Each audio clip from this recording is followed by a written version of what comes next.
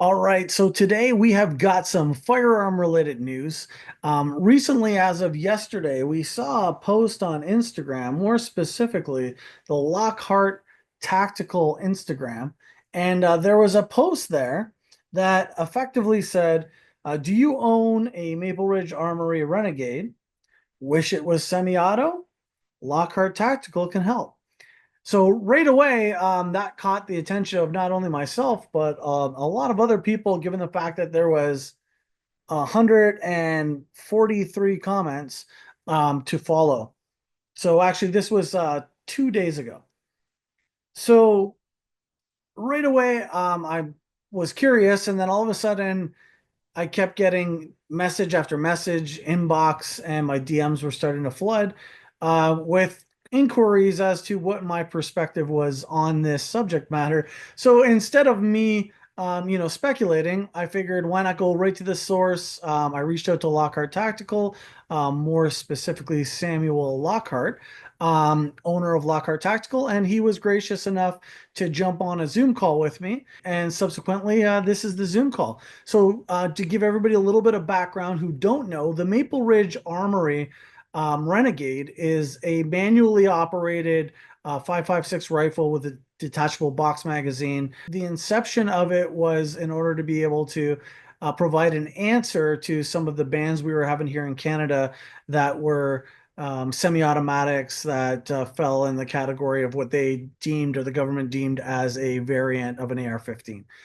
So when you see somebody like Lockhart Tactical, who had great success in their own right with the Raven, offering up a service through their company in order to be able to convert these manual operated rifles into semi-automatics as they were deeming to be legal, to do this legally, you definitely sparked the interest of a whole lot of people across the board, both in a good and a bad way, I think, based on the comment section. So without further ado, guys, check out the conversation I had with Samuel Lockhart. Hey everyone, I'm Corey with Coat of Arms TV, and today I've got Samuel from Lockhart Tactical. Samuel, thanks for joining me. Maybe introduce yourself and tell the audience who may not know who you are a little bit about what it is that you do. Sure. Yeah. Hey guys, I'm Samuel Lockhart. You probably have not seen a lot of me because I never do these things. I'm kind of like a recluse on the internet. I've owned Lockhart Tactical since I started in 2012. We primarily started selling other people's equipment, different sporting goods, and eventually, after the initial gun bans were rolling out at that time, I said, you know what? There's really not a cool firearm in the market that I really want to buy. I think I can do something that's a little bit different and trying to improve on things. I decided to kind of take on this project, build my own rifle, buy my own CNC machines, get trained up on how to use those, and basically develop an expanding business that was really out of my wheelhouse, but it's something that I wanted to follow, and I did that. So here we are, many years later. We're about to release our new line of rifles, the Conspiracy, and that's after our awesome Raven rifle semi-automatic was just banned due to last ridiculous legislation. And yeah, here we are. So, if anybody has not been up to speed with what you guys have done in the way of your Raven and some of your other projects, there should be a ton of stuff on the internet and a bunch of other videos and reviews prior to it getting banned out there for people to check out. So, I really would like everybody to take the time to go check that stuff out because there's some really awesome posts out there, and it's an incredible platform you brought to the market that sadly was prohibited by our overseers, we'll call them at this point. Now, what brings us here today was an interesting post that I saw yesterday that I reached out to you about to try to get some insight. Can you frame that up for everybody who may have not seen the post? It's gotten quite a bit of attention in the last 24 hours. I think I said there's about 143 comments on your own post internally, and maybe give everybody an idea of what kind of transpired and what was the idea behind it and what was some of the controversy that led after. Sure. Okay, so I think this is it's a really massive topic. It really came out of nothing, and it came so fast, and it just blew up like a wildfire here. So maybe give me like one point to start with, and let me kind of answer that because there's, I think, so much to this story. Yeah, no, you're right. So let's go with this. You released a post on Instagram. What was Yeah. that post about? And give us a little synopsis of what that post was. All right. So the post was very simple. It was a very fast photoshopped image with a little bit of text on it. I basically said, "Who out there owns an MRA Renegade, and are you interested in us seeing if we can modify this to be semi-automatic? Because I think we can do it." So it was just a really brief post. I wanted to see what kind of interest there is in the market. I think that there'd be a lot of interest in the market, and that this would spread like wildfire. And I was like, you know what? I want to put that theory to the test and see what do viewers out there really think and feel about this idea. So just to backtrack a little bit, for anybody who doesn't know, the Maple Ridge Armory rifle that you were looking to convert to what is currently a manually operated straight pull rifle to something that would be a semi-automatic. And for any of our viewers in the United States, it's kind of like the sad times we've come upon here in Canada, where currently we mainly only have straight pull rifles or manually operated rifles, with the exception of very few semi-automatics left on the market. So you were trying to give customers, people in our community, the opportunity to still own a relatively functional semi-automatic rifle. Is that correct? Yeah, for sure. I mean, at the end of the day, I feel like Canada has been founded on firearm innovation. It helped us get through World War One, World War Two. I mean, even the creation of Canada could not have been done without the use of firearms. Our country is purely founded on firearms, and we need to make sure it remains that way. And me being a law-abiding firearm enthusiast, I want to make sure that not only can me and my family use the most exciting firearms as possible, but also have that access to every other consumer in Canada. As a manufacturing business, I feel it's my duty to go above and beyond to the best of my ability to follow the law and play fully within the law, but to be on the kind of the furthest outstretches of that law to provide the best I can. And so this whole thing came about because um, being developing our own rifle, the conspiracy line, for quite a while now, and we're getting really close to the release. I'm always thinking in my head, like, okay, what can I do with our own rifles? That's really cool. What other options are there in the industry for me to have, additional services that I can provide to consumers? We have all the machinery, we have the know-how. Releasing our own rifle and accessories is great, but what else can we do? Because there's always more business to be earned. And I mean, there's always more basically like voids in the market that need to be filled. So I've been looking at, crazy concepts. It could be as simple as, all right, somebody has a Remington 870 pump action. What can we do to that? Can we make that semi-auto? Can we make that some other weird action? Like if someone has a bolt action gun, what can be done? And if anyone does not know, there are devices called Peterson devices, and that has been around for a very long time, and it converted bolt action rifles to semi-automatic, or in other countries, fully automatic rifles. How do you do that? Like it's a crazy device. Now that's totally different than the system that I was proposing for this Renegade, but it's along the same lineage. It's a conversion. So when we look at it from the perspective, I really think from two different perspectives. There's the customer perspective, and then we're looking at it from the Maple Ridge Armory manufacturer's perspective. And I think Sure. that there's a mix of different perspectives there. What has been the response from, say, Maple Ridge Armory in terms of their perspective on this service that you're, potentially looking to offer? Without getting too in depth in it, they are definitely against it, which is fine. They're allowed to be. They have gone about it to me in a way that I think is probably not the best way of doing it. And I think it's probably better not to really discuss on that too much because it's not relevant. But at the end of the day, they're a manufacturer. It's their product. If they don't want someone to tamper with it, they're allowed to voice their opinions. At the same time, it is an open market, and I have zero intention on trying to harm the company.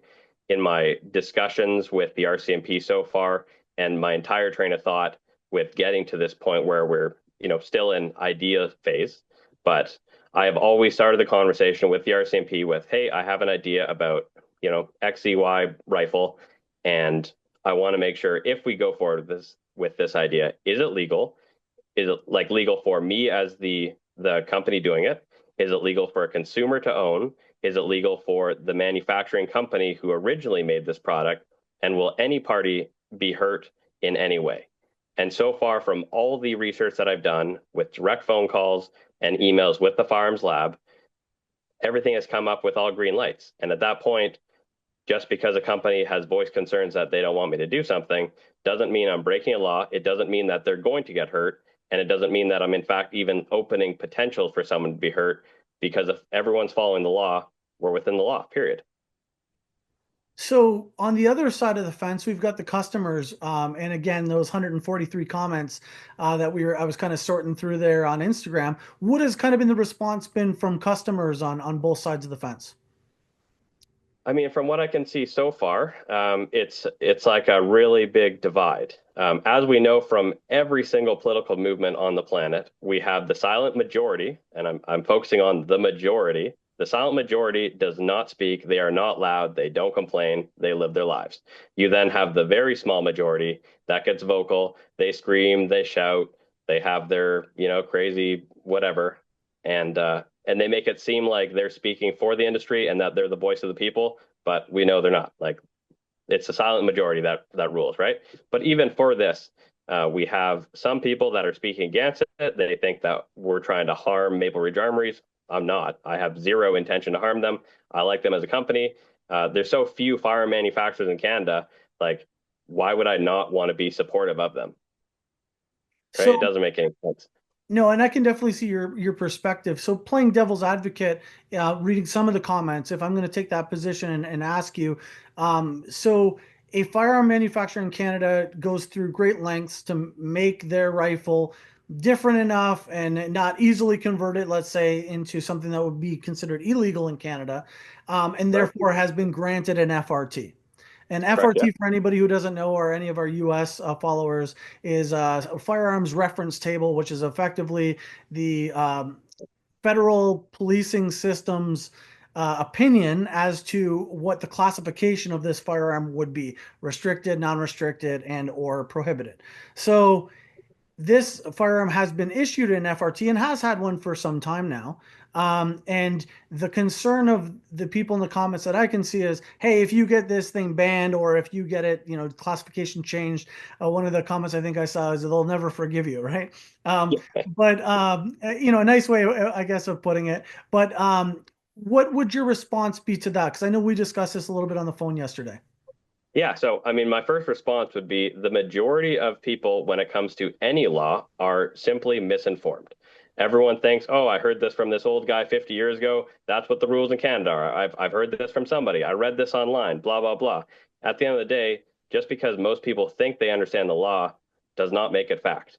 And when I'm speaking with the Firearms Lab, I'm asking all these detailed questions. I'm saying, if I do this conversion, is it legal? What exactly constitutes my ability to modify something before it becomes making something new? If I was to make my own upper receiver and serialize it, would we need a new FRT? Would it change this? Would it change that? Like, we're going through bazillions of questions here trying to get the real answer and figure out the scope of what can actually be done within the law. I think that's me exercising my rights as basically a patriotic Canadian, trying to maximize what can be done for Canadians. And at the same time, I've been going through all my due diligence to make sure that whatever we do will not hurt somebody else. And based on all the research and the answers I've gotten thus far from the RCMP, everything, like I said, looks very good. I'll give you a really brief example on this. So, based on the laws to get an FRT, a company has to go through reasonable lengths to make sure that a firearm cannot be converted to something that it's currently not. An example with the Maple Ridge Armoury Renegade, the gun has been designed to be a straight pull. It is not a semi-automatic. You cannot sell this to some old lady that has a license. She can't go into her kitchen, grab a spatula, and somehow make this semi-automatic. You could give her a million years to do it. She will not accomplish it, period. Right? They've done their job. You can give this to a moderate gunsmith, or sorry, maybe gunsmith's not the term because they're quite skilled, but a gun owner, we could say, someone who's had a gun, since they were 18 years old, whatever it is, they got tons of experience, they've shot bazillions of rounds.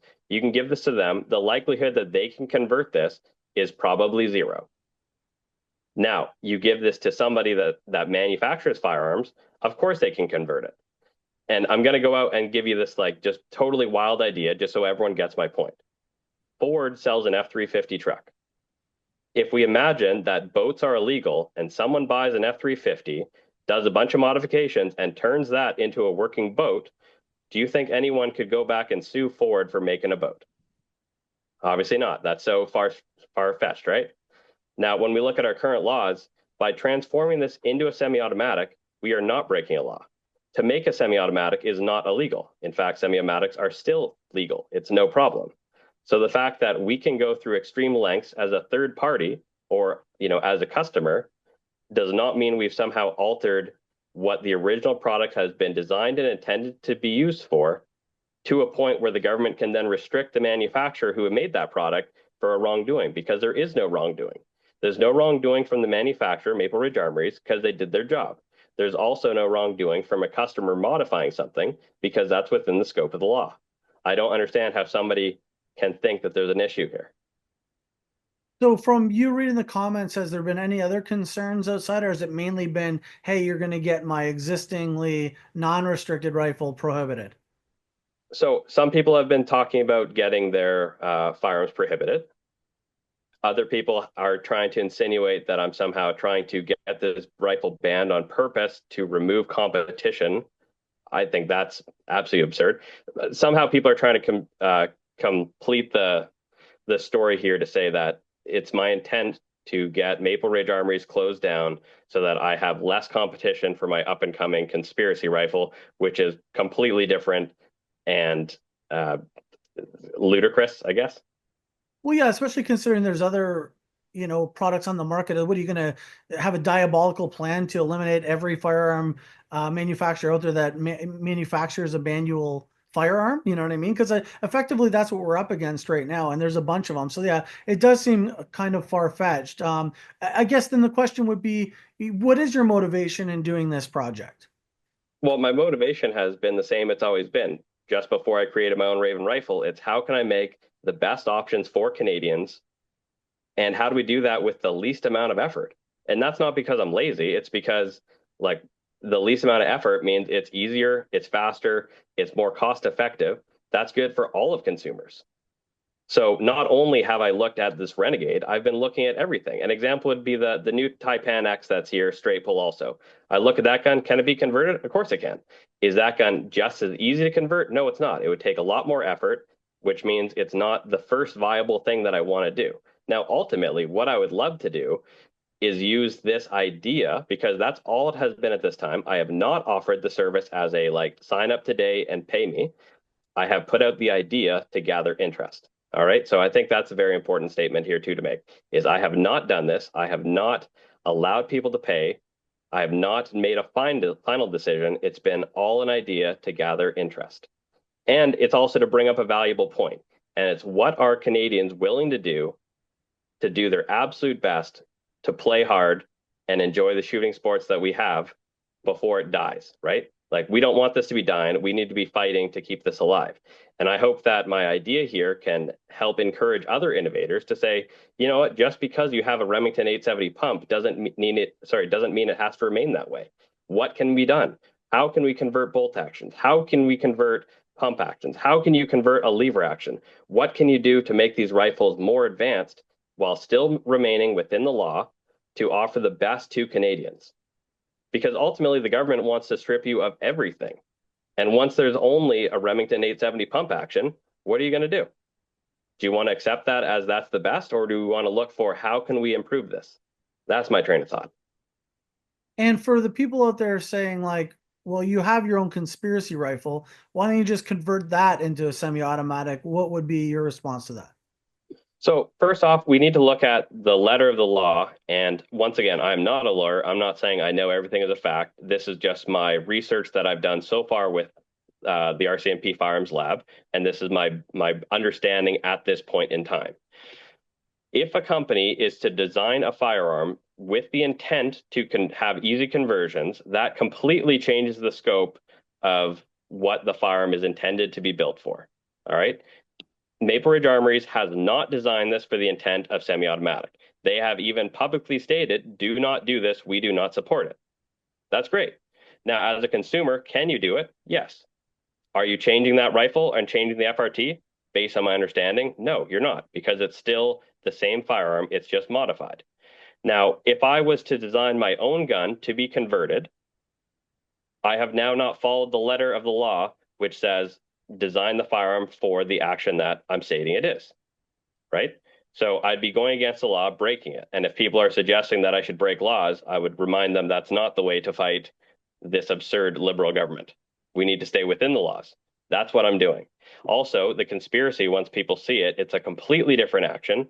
It's designed to be actually sold for international markets, just like we're currently selling our Raven. We have not just closed doors, we are now selling internationally, and we'll continue to try to find new markets for our products. But while we're in Canada, our conspiracy is designed as a manual action, and we have it just in such a weird format that it's not really viable to make this semi-automatic, and that's not the intent. Once again, how do we play within the laws without getting all firearms removed? And if we can do that, I think that's a massive accomplishment for every single firearm owner in Canada. And for those that are watching that don't know, the conspiracy is not a theory, it's the name of your new rifle you're releasing. That's correct. Yeah, I wanted to have a very strange name. I think that names are very important. When we first had our first Raven rifle, of course, Raven's our logo, so that was pretty basic. But after the gun bans that happened and banned everything, I thought that consumers needed something that maybe kind of delivered a punch a little bit closer to home. It's like, what's really going on here? Why is the government so interested in removing all of our abilities to, first off, protect our families, right? Our legislation is so vague that when somebody breaks into your home and kills you or tries to kill you, there's almost nothing that you can legally do. Like, our government has set us up to fail. And, what's that about? That's really what the conspiracy is about, is I want people to be thinking about what's going on in the world around us. The conspiracy also has some absolutely wild new concepts, like our lever action design. It's never been done before on the planet. I think it's kind of cool. I'm not saying it's revolutionary, but it's something different. And we're not just trying to copy what other people are doing. We're trying to make our own footsteps. And I think that's what's important. So, all those things tie together to have an interesting name. And that's what we've done. And another interesting point, just to add to what you were saying earlier in regards to converting the existing rifle that Maple Ridge has in the Renegade, it's not easily converted. Just to emphasize on that, what you No, are no, no. doing is an extreme amount of work that a professional has to do, and then you have to R&D to make sure the thing will actually work, right? Of course. And then it's also going to take modifications that go beyond the scope of this, which probably involve brand new assemblies, brand new components. So we're talking about making parts for a gun that in theory has never existed on the planet. Like, they have their own gun that is not compatible with other parts on the market in some regard, right? Now I'm converting that to a new gun that doesn't even really exist. However, it's not a new gun. It's sorry, that was a bad terminology. It's very important to keep terminology correct here. So a modified version that now requires the use of additional parts that have never existed before, like, that's putting a lot of work in our hands. Maple Ridge Armories has stated if a customer wants to do this conversion, they're not going to get their lifetime warranty. So be it. We've had some people commenting like, "Hey, Lockhart, you're going to ruin people's warranties," and trying to give me flack for that. I don't really understand that, because once again, if you buy a brand new vehicle and you put a different exhaust on it, change the engine parts, your warranty is no longer valid. So I mean, that's been the exact same for every consumer product ever purchased in the history of life. Obviously, if people are putting our parts in their modified firearm, then they're our parts. We're going to warranty them. Like, what's the big deal? And if there's a concern with you don't want to avoid your warranty, then don't send it in Don't for do the it. service. I mean, no one's forcing anything here. I'm putting out the concept of an idea of, hey, if this interests you, I'm more than willing to do all the investment of designing the parts, doing the actual manufacturing. If I make a mistake, I'm on the hook now to replace that firearm. Like, I'm putting a ton of work and kind of financial risk in my court to offer something to consumers. I don't see how that's me being a bad guy. And arguably, this could potentially cause a huge uptick in the sale of those Renegades. Oh, for sure. I mean, the amount of emails and phone calls that I continuously have been receiving every single hour since making that post of people who do not own this product, never thought about owning this product, but now that I might have this option for them, they're saying, I want to rush out right now and buy this. And I'm saying, whoa, man, like we haven't made a firm decision. This is not a green light for sure. It's just an idea. But, you know, sign up for notifications. And if we end up going forward with this, we'll be the first to let you know. And from a terminology perspective, like you said, it's not a new rifle, it's a new take It's on not an a new weapon. existing rifle. It's a modified version, and it's not a variant of an AR-15 or some other thing like that. It's a Renegade. It's always been a Renegade. It will always be a Renegade. It just happens to be a semi-automatic possible version of that. So I really think people are kind of losing their minds over nothing, and it comes from a place of being misinformed, and I think that's the damaging part. When people want to try to attack my company, saying that I'm a bad guy and that they make up these fake stories that I have this ill intent, like that's not the case. If anything, I think my products are so different that it's not a worry of having competition. Like I want people to choose my rifle because they love how it functions, how it looks, and the kind of the story of our company, not because it's the only option, but it's because it's the option they want.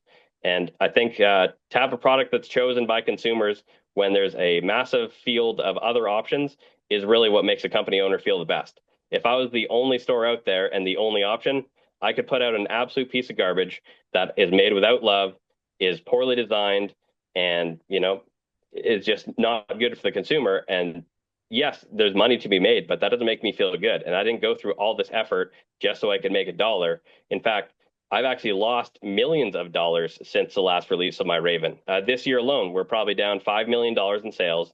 I'm a very small company. All this debt is on my shoulders alone. I don't have investors. I don't have anything. I grew this from being a very small company to now being a small plus company that is now carrying tremendous debt. And I have not given up on the industry. I've not given up on Canada. I'm going to continue to innovate because that's my job. And that's really what my passion is. I want to make cool firearms for cool Canadians without having to try to harm other companies. I just want to help.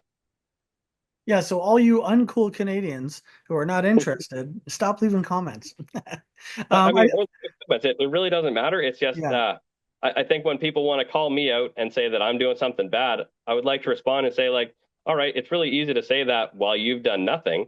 You haven't invested millions of dollars. You haven't bought machinery. You don't go through the effort of talking with the RCMP all the time, trying to figure out what we can do. You've done nothing. So you want to call me out for trying to come up with a concept that could benefit you, or it could not. Like, you don't have to do this. No one has to do this. In fact, I might not even do it at all, but it's an idea and I'm doing the work for that. And unless you're willing to do the work, maybe stop pounding on the keyboard. Well, and you're just trying to understand what are the limits of the law, what's still possible with what we've been left with. And it's interesting because we've got one of the most incredible communities, I think, in the world in our firearms community. But we're also our own worst enemies sometimes and like to eat each other alive. And it's really interesting to see how you go from, let's say, the Raven, where you're like the absolute hero, to you make an idea where you're trying to help people, which in turn gets this backlash. And I think part of it is miseducation and misunderstanding. And I think this has been a great opportunity to clear up, one, some of your intentions and motivations, and two, help people understand what the rules are and why it may not impose on them the way they think it might. Because I think everybody's afraid, and when people are scared, they don't always act in the right manner. Oh, agreed. It's definitely coming from a place of fear. And I can fully understand when someone says, oh, I don't want someone else to come in and ruin this product for me and all the other consumers. Of course not. If there was this massive, red flag from the government saying, hey, if you do this Lockhart Tactical, you're going to get this banned, or even any indication that, yes, doing this could lead to a ban, I would not do it. Like, I'm not trying to trade some fast money right now for all the amount of work, all the stress, all the, R&D that I need to do to even complete this project for that short-term game. In fact, it would probably end up being a loss anyways, and that's not cool. Now, what I do want to do, as you mentioned, is look at the full scope of the law and see how we can play within it. And I mean, it's as simple as that. Now, what I would also like to do, as I said before, is really encourage other people. If you have an innovative brain, like start putting it to work. How do we join forces? How do we make new products, um, become cooler for Canadians? And a while ago, I actually had a little Instagram post. It did not get a lot of attention. We do have a small following as a small company, but I was thinking about releasing a new pilot program. And it kind of even goes against my own company's best interests. What the pilot program was for was trying to connect people who want to design firearm parts. I want these small scale individuals to create their own parts that could be compatible with our rifle and kind of like open source this. So the conspiracy could be an open source gun.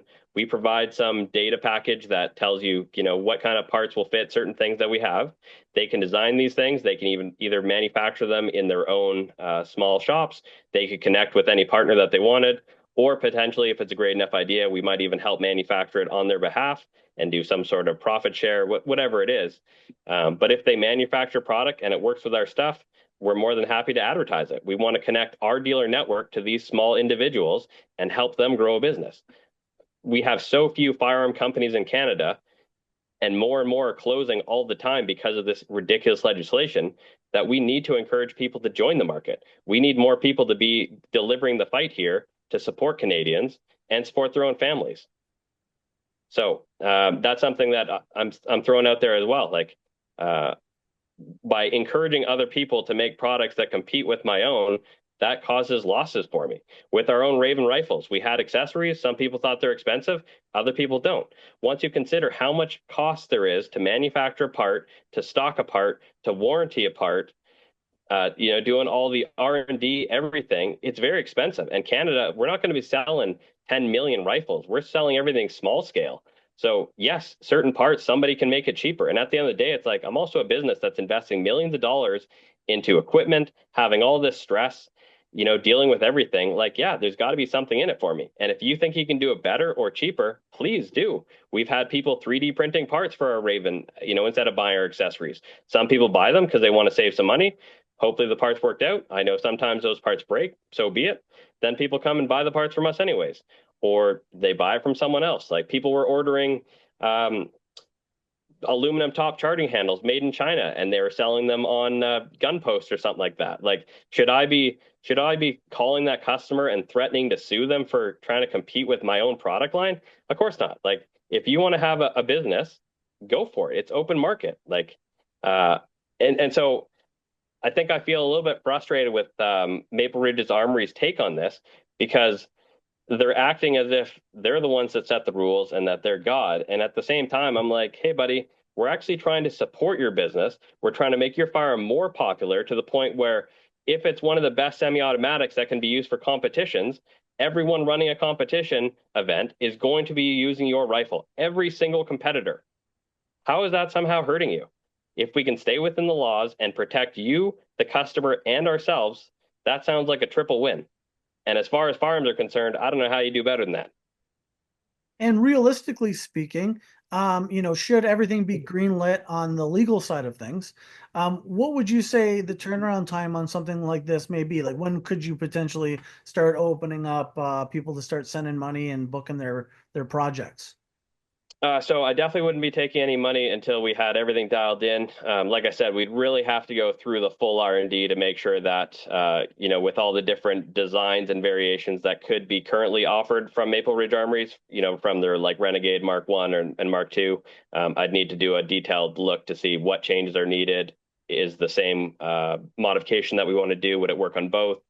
Um, and ultimately figure out what other parts we would have to custom manufacture to make the system even work, if any. So once we had all those parts made, then we could look at a timeline. But I do know that once everything was in production and we had everything worked out, our capacity is insane. We could do more guns than they could ever make in a decade. So the capacity that we have is very impressive.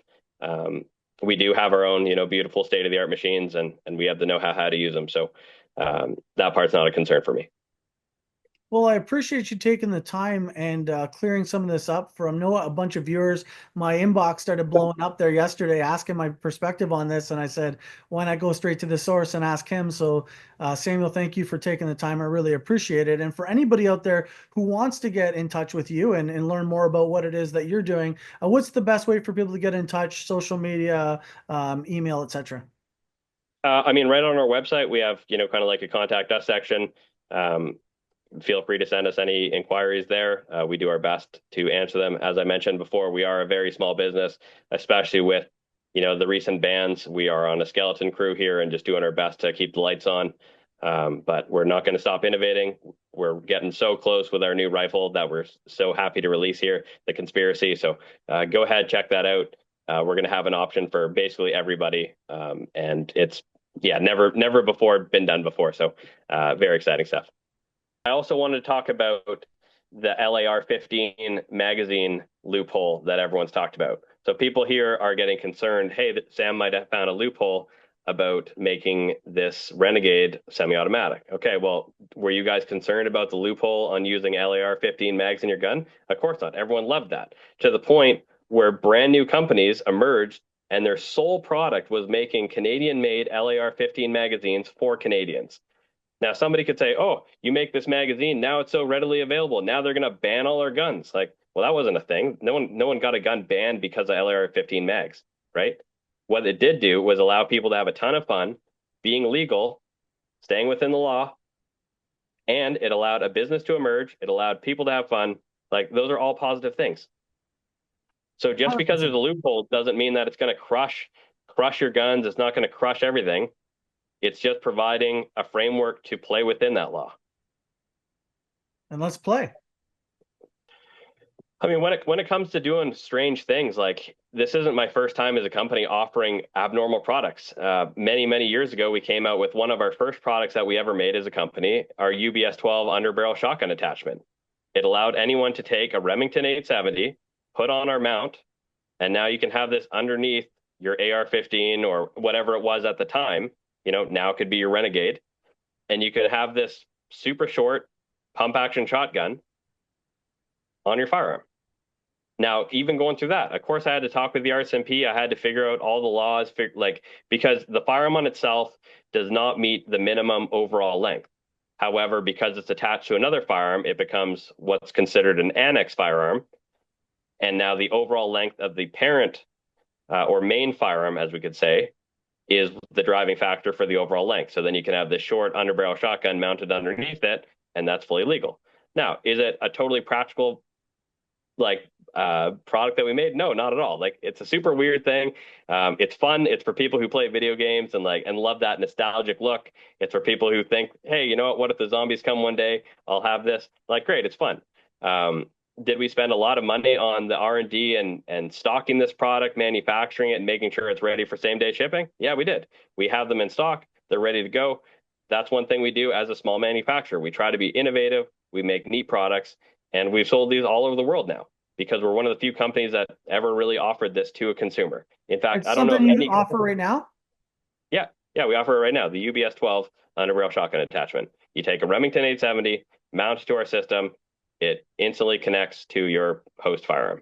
It's really cool. So to say that, oh, just because I'm releasing the Conspiracy right now, I'm somehow trying to take someone else's business. No, my whole business is always focused on find a problem, try to find a solution, and deliver it. I mean, at the end of the day, Benjamin Franklin said it best. Those who are willing to trade liberty for safety deserve neither. And if somebody is so worried about not trying to find loopholes and trying to experience everything that we're designed to experience, I don't think you're supposed to have a firearm. We need to push the limit. That's our job as manufacturing businesses and as consumers. Don't just, wait for someone to do something. Try to do it yourself. And if you can't do that, when somebody does it, try to support them. Once all these manufacturing companies are gone, they're not coming back. And that's what the government wants. So, I mean, what side of the fence are you on? Awesome, brother. Well, thank you for taking the time. I look forward to seeing what you got going on. And don't be a stranger. Reach out and keep us in the loop of what's happening. Right on. Okay. Thank you so much. All right, Bye-bye. take care.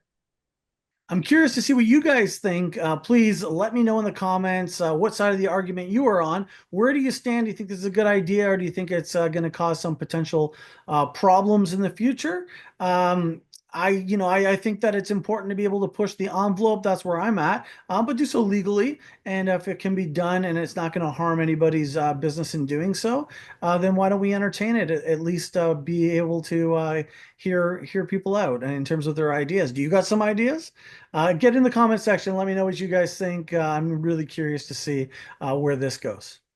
If you like what you see, be sure to subscribe and click the notification bell so you don't miss out. Like us on Facebook, follow us on Instagram, and as always, leave us a comment. We want to hear what you have to say. If you want to support us, you can go to coatofarmstv.com for all of our latest apparel. This is Coat of Arms.